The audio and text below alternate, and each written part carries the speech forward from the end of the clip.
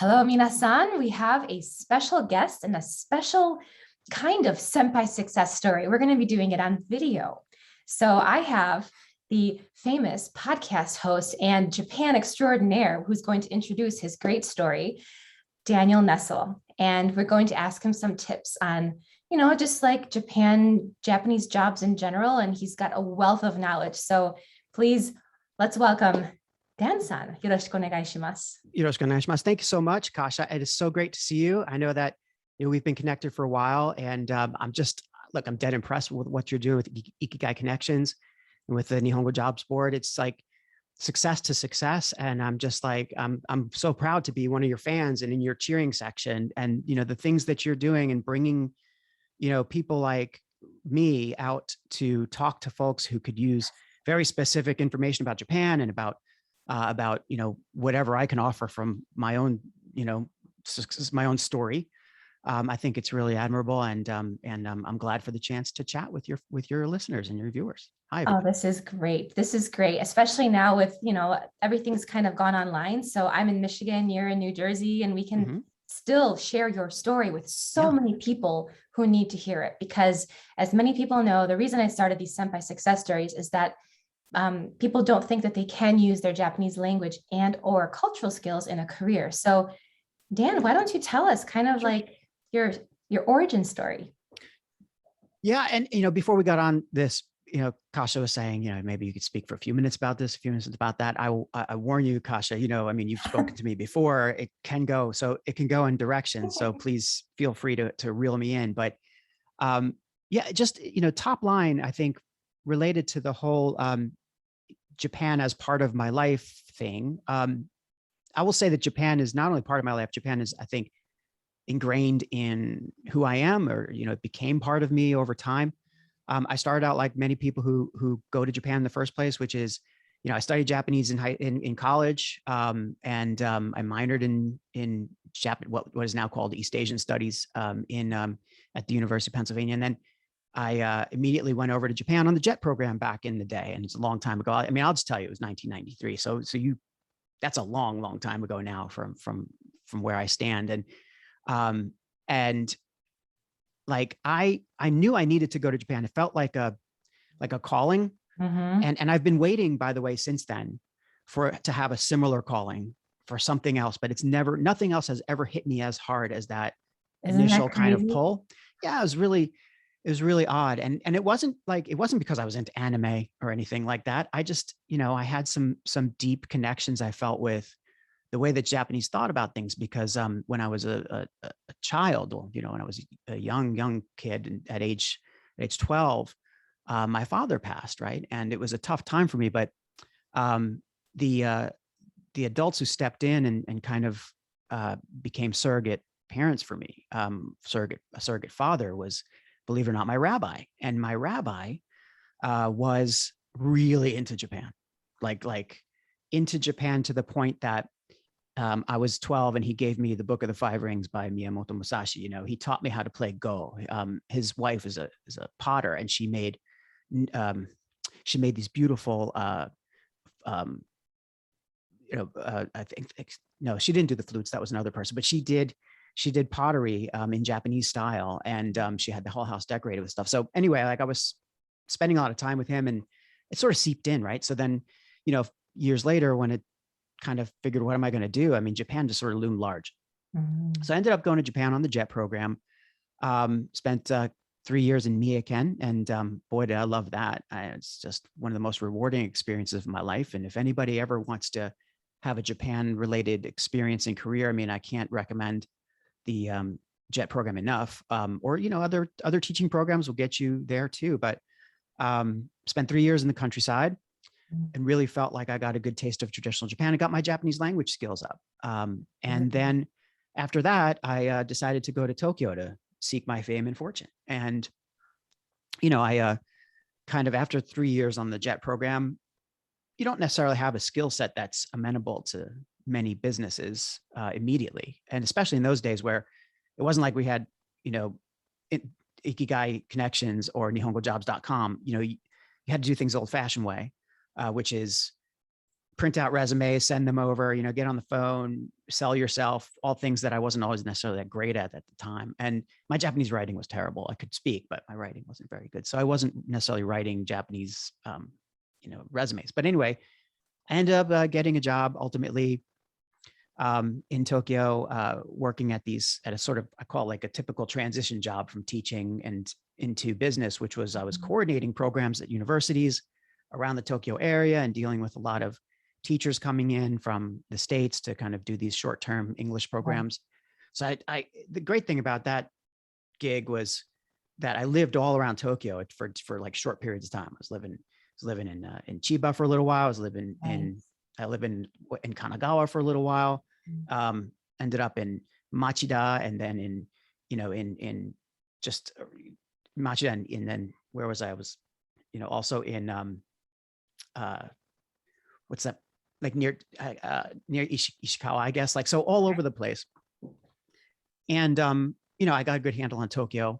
Ended up after that with this kind of like, I can't keep doing this teaching stuff forever. And I ended up doing what a lot of folks do, which is I became a recruiter, right? So I went from JET to some college, like university level kind of programs, to then become a recruiter. And that's really where things started to really go for me. And I moved into Tokyo. I was living in Tokyo for a while. I went into recruiting. After recruiting, I sort of veered off towards HR, and then ultimately found myself like thinking, well, after I was in Japan for 7 or 8 years already, I was like, I think I like writing better than I like selling. And I read Rich Dad, Poor Dad, if you know what that book is. And I decided that, okay, I'm going to start my own business.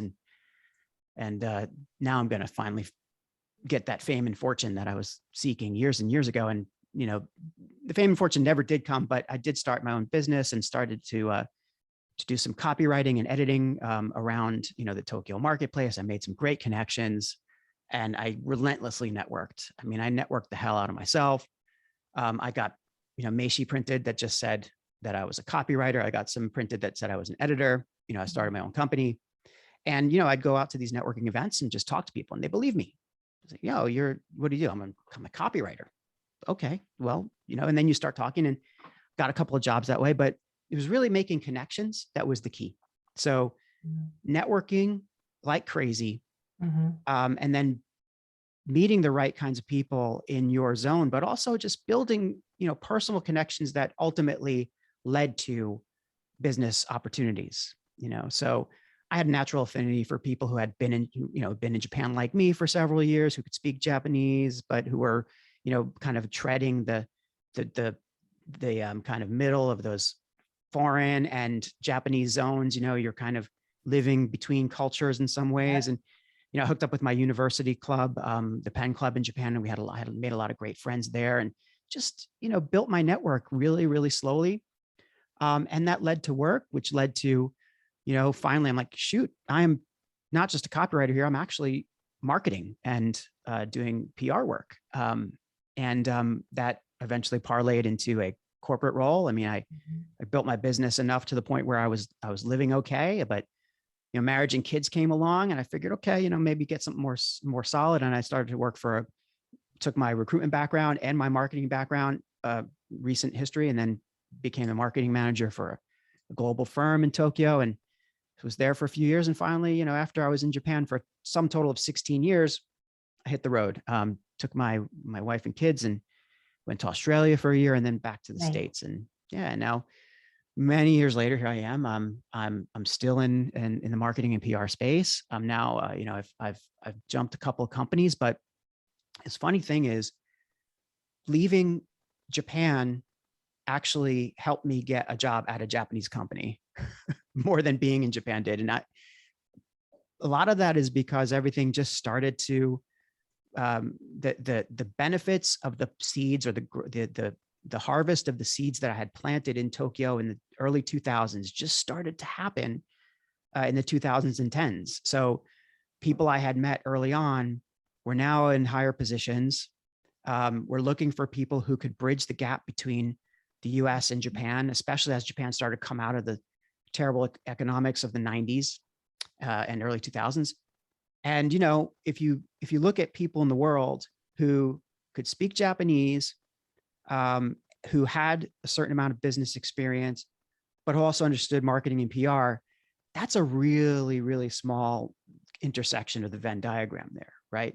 Plenty of people speak, you know, understand marketing PR. Plenty of people speak Japanese, but the people who can do both is a very small number.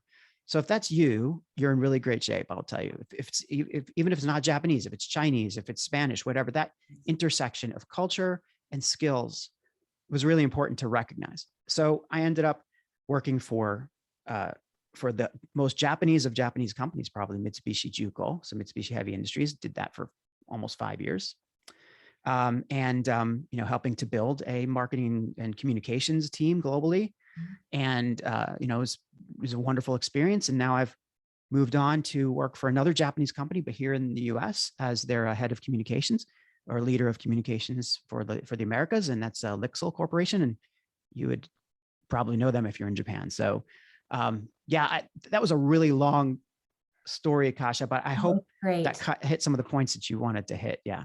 Basically, we can tell that you had this series of steps that you just did something you wanted to try, you went to the next one. Meanwhile, you keep learning new skills along the way, networking, meeting other people in those areas, and you're constantly growing and changing and learning. So I think that that's important to share with people too, that it's not just a one and done. I have this dream, I want to get from A to Z. You have to actually, it's a journey. Life is a journey, basically. I know it's very, it's true.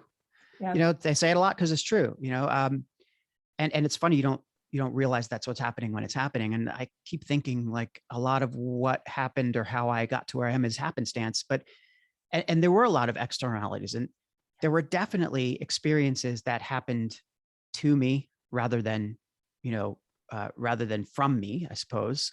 Although, you know, there's an argument to be made that it all kind of originates with the self, but, you know, it's how you deal with those experiences. I mean, I'll tell you, I've had some failures. I've had some down points, and you know, you just can't let that get in your way. And when I think about those times, I think, well, if that didn't happen, then I would never have ended up, you know, in the States at the timing that I was. And, you know, I mean, I had a rough time in Australia when I left Japan. I left Japan, moved to Australia for a year, and that's where I really hit culture shock. And it was really awful for me. I will tell you straight up, I loved Australia. And for any Australian listeners or viewers you have, I love your country. I loved living in Sydney, loved living in Sydney. I loved having a life where I could work hard and then go to the beach with my family, you know, for 6 months a year. It's fantastic. I couldn't stand working in Sydney. Like the work culture for me was just, it was such a change from living in Japan. And anyway, it ground me. And I mean, it ground me into dust almost. I felt like I was in a rough place, but you know, it also helped me figure out that, well, why am I in a rough place? And I had a lot of time to self-analyze, and, you know, I figured a lot of things out there. And then when I came back to the States, I was in a much stronger position to kind of follow what I wanted to follow. And, you know, here I am years later. So if someone is, you know, they're hearing your story and they're like, yeah, but that's not me. I can't really, I don't know. I mean, I have my own struggles, but how do I get out of them? Like if someone is in their beginning stages and they're just like confused, they don't know exactly what they want to do. Like, do you have any kind of advice for them, whether it's Japan specific or life specific? It's, you know, that's one of the hardest questions to answer because, you know, I don't always feel like I'm the best example of that. Although I feel I look at where I'm at now, and I'm like, well, okay, it's not too bad, right? I'm doing all right. The thing is, there's a couple things. I mean, you know, one you hear all the time is mindset. It's just, there's so much about mindset. It's about, okay, are you a growth mindset person or are you a fixed mindset person? And if you are stuck and you're like, oh, I could never do those things, then that's a real fixed mindset outlook. And I would, you know, recommend looking into how you can do things to shift your mindset. And there are things that you can like legitimately do.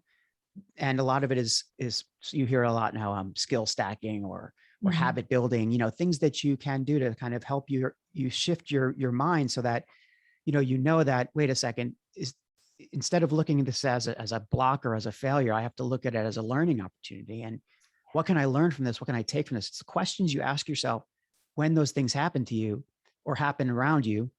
what your role is in making those things happen, and how you can possibly do it differently or change yourself to make it better, I suppose, the next time around. What can you take from it and learn? But really, what I look back and I think about the threads that ran through everything, and I come back to networking, and I come back to like basically just people. Other people really help shape who you are. But it's not just going out and meeting people in a gratuitous way and adding to your network. How many people do you have on your LinkedIn now? Whatever.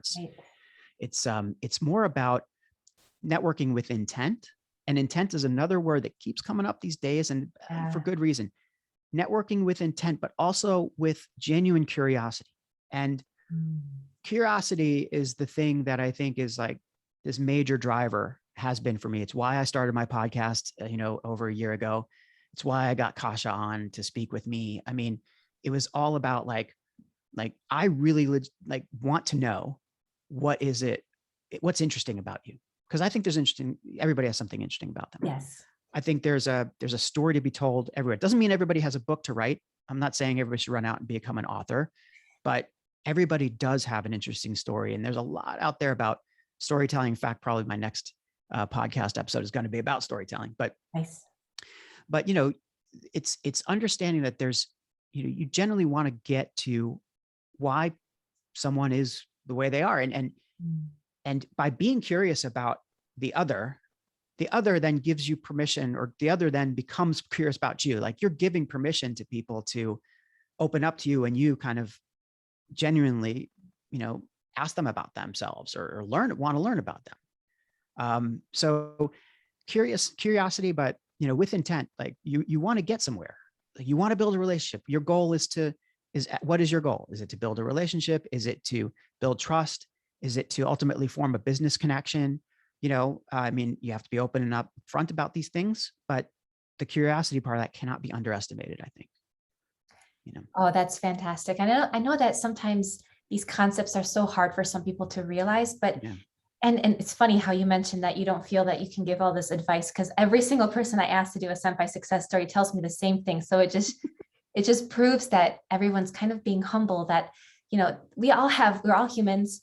We're learning by experiences, by other people's, experiences as well, by reading and listening to stories like this. So I think it's really neat that you mentioned that. And I think that people are going to get a lot out of this, especially when, just like the whole concept of curiosity. I think it's so important to just like want to know about the other person. And if you're networking, for example, one of my tips is to always ask questions about the other person, because then it shows them and they're like, oh, somebody's interested in me. So you start to build a relationship, you break a little bit of the barriers between you. And anyways, and I could go on that topic for a long, long time, but we're going to wrap up this. And I have a last question for you.